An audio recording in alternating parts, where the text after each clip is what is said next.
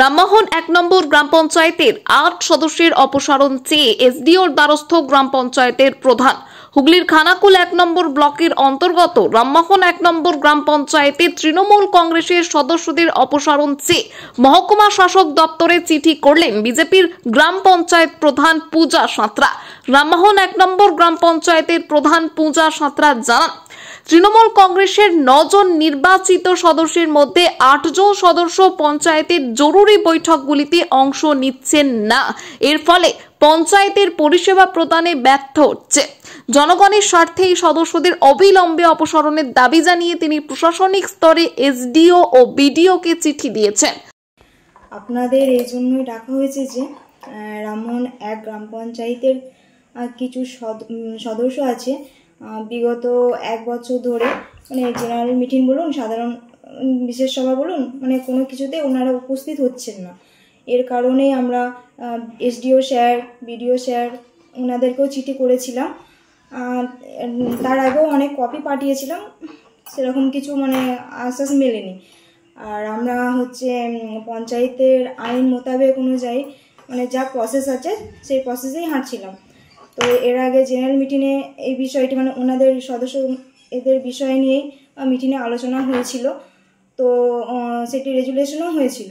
তো আমি ওই সদস্যদেরকে চিঠিও পাঠিয়েছিলাম খারিজ মানে পদের ওই বিষয় নিয়ে সবুজ লেটার পাঠিয়েছিলাম, তার কোনো উত্তর মানে ওরা দেয়নি। তো তাই আমি মাননীয় এসডিও বিডিও সাহেবকে অনুরোধ জানিয়েছি যে পঞ্চায়েতের মানে আইন মোতাবেক অনুযায়ী সদস্যের পদ যদি মানে বাতিল করা হয়, মানে সেই বিষয়টা ওনারা যদি দেখেন একটু তাহলে খুব ভালো হয়, সেই বিষয়ে জানানো হয়েছে। আর মানে এসডিও বিডিও স্যার যদি না মানে এই বিষয়টা দেখে তো আমাদের এরপরে যদি অন্য বিষয়ে মানে হাঁটতে হয় সেটা আমরা হাঁটবো। কেন কাজ কি আটকে যাচ্ছে? কাজকে আটকে যাচ্ছে বলতে ওনারা উপসমিতির মানে সঞ্চালক হিসাবে মানে ওনারাই রয়েছে, তো ওনাদের জন্যই বেশি কাজ মানে সাধারণ মানুষের কাজ বেশি আটকে যাচ্ছে।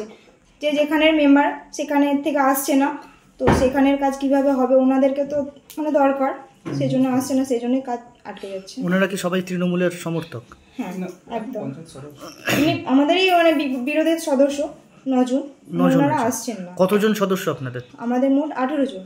৯ জনকে আপনি খারিজ করতে চাইছেন? হ্যাঁ, আর 8 জন, তার মধ্যে একজন আসে, ওনাদের মধ্যে একজন আসে। ঠিক আছে। অন্যদিকে এই গ্রাম পঞ্চায়েতের উপপ্রধান তথা তৃণমূলের পঞ্চায়েত সদস্য স্বপন দলুই সম্পূর্ণ উল্টো দাবি করেছেন। তার অভিযোগ, প্রধান পূজা সাঁতরা গ্রাম পঞ্চায়েতের প্রধান হলেও তিনি আসলে ভারতীয় জনতা পার্টির কর্মীর মতো আচরণ করছেন। তিনি ইচ্ছাকৃতভাবে তৃণমূলের সদস্যদের সমস্ত মিটিং থেকে বঞ্চিত রেখেছেন এবং কোনো বৈঠকের খবর তাদের জানানো হয়নি। স্বপন দলুই আরও অভিযোগ করেন যে এর আগে তৃণমূল কংগ্রেসের পঞ্চায়েত সদস্যদের মারধর করা হয়েছিল।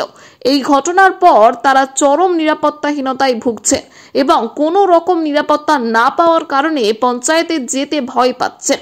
এই ঘটনায় খানাকুল এলাকায় রীতিমতো রাজনৈতিক উত্তেজনা সৃষ্টি হয়েছে। চাইতেই পারেন উনি বিজেপি দলের প্রধান, আর উনি তো প্রধান নয়, উনি বিজেপির কর্মী। বুঝতে পারছেন, উনি আগে ওনাকে প্রধান হতে বলুন, তারপর উনি যাবেন।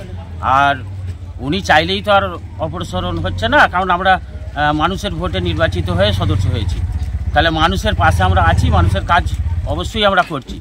উনি আমাদেরকে বঞ্চিত করছে পঞ্চায়েত থেকে, উনি আমাদের সদস্যদের কোনো কাজ দিচ্ছে না, আমাদের সংসদে কোনো কাজ দিচ্ছে না, এবং আমাদের সদস্যরা যে অ্যাকশন প্ল্যান আমাদের পঞ্চায়েতের জমা করা হয় 23-24-এর যে অ্যাকশন প্ল্যান, সেই অ্যাকশন প্ল্যান আমাদের জমা দেওয়া হয়েছিল, সেই অ্যাকশন প্ল্যান উনি উড়িয়ে দিয়েছেন, উনি রাখেননি এতে পোর্টালে।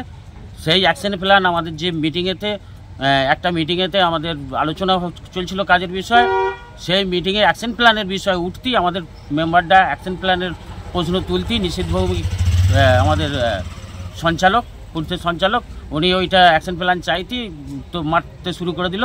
আর বিশেষ করে পঞ্চায়েতের আশেপাশে ওদের মেম্বারগুলো ওখানটার বেশি কাছে বাড়ি, সেই কারণে ওখান থেকে যাদের বাড়ি থেকে লোক ডেকে নেয়, এবং পঞ্চায়েত চলছে সম্পূর্ণভাবে প্রধানের স্বামী চালাচ্ছে।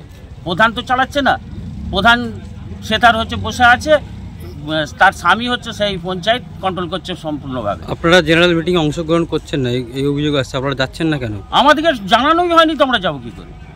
উনি তো চিঠিতে আমাদের জানাচ্ছেন প্রথম 1 বছর জানানো হয়েছিল, আমরা গিয়েছিলাম, কিন্তু তারপরে ওই তো মিটিংয়ে মারধর করা হয়েছে, আমাদের সদস্য থেকে মারধর করেছে, তার আমরা এফআইআর করেছিলাম।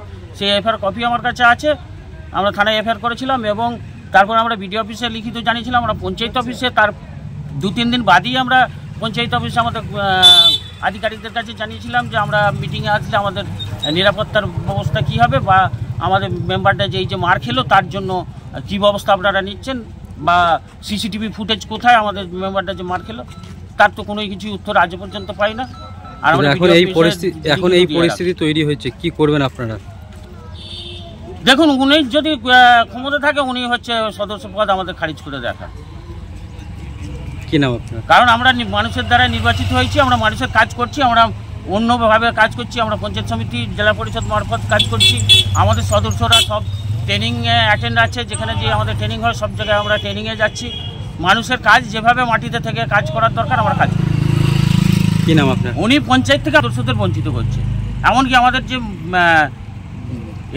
কানের মাল বন্যার যে গত বছর আপনারা জানেন বিশাল বন্যা হয়েছিল, সেইখানে আমাদের সারদা একবারে বন্যা কবলিত এলাকা, রাধানগর বন্যা কবলিত এলাকা, যেই সব বন্যা কবলিত এলাকাগুলোতে আমাদের মেম্বারদেরকে কোনো কানের কোনো মাল দেওয়া হয়নি, ওদের কর্মীদের হাত দিয়ে সেই মাল বিলি করিয়েছে ওরা। আর মিটিংয়ে তো আমাদেরকে জানানোই হচ্ছে না, তো আমরা যাবো কী করে?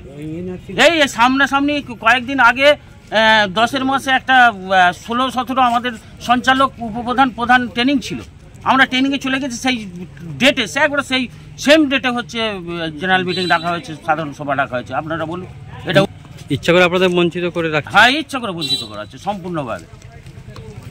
আমি তো বললাম যে উনি প্রধান হতে পেরেছে নাকি, ওনাকে জিজ্ঞাসা করবে। উনি তো বিজেপি কর্মী রয়ে গেছে, প্রধান উনি আজ পর্যন্ত হতে পারেনি। আমার নাম স্বপন দলু। বিষয়টি প্রকাশ্যে আসার পর পশ্চিমবঙ্গ রাজ্য তৃণমূল কংগ্রেসের রাজ্য সম্পাদক স্বপন নন্দী জানান, যেহেতু এটি প্রশাসনিক স্তরের ব্যাপার, তাই তারা বিষয়টি খতিয়ে দেখছেন। নির্বাচিত প্রতিনিধিদের অনুপস্থিতির জেরে রামমোহন 1 নম্বর গ্রাম পঞ্চায়েতের স্বাভাবিক কাজকর্ম ব্যাহত হওয়ার এই ঘটনা স্থানীয় রাজনীতিতে বড়সড় আলোচনার জন্ম দিয়েছে। প্রশাসনিক স্তরে এসডিও ও বিডিও কি পদক্ষেপ নেন, এখন সেদিকেই নজর সকলের। এ বিষয়ে দেখুন বিস্তারিত। এই ব্যাপারটা আপনার যা আইনের ব্যাপার, এটা প্রশাসনিক ব্যাপার, এটা বিডিও এসডিও, এটা ওনাদের ব্যাপার, এটা আমাদের দলের নয়। এবার ওনারা যদি কেউ অনিয়ম যদি করে বা কোনো কিছু যদি করে, ওনারা এটার ব্যবস্থা নেবে।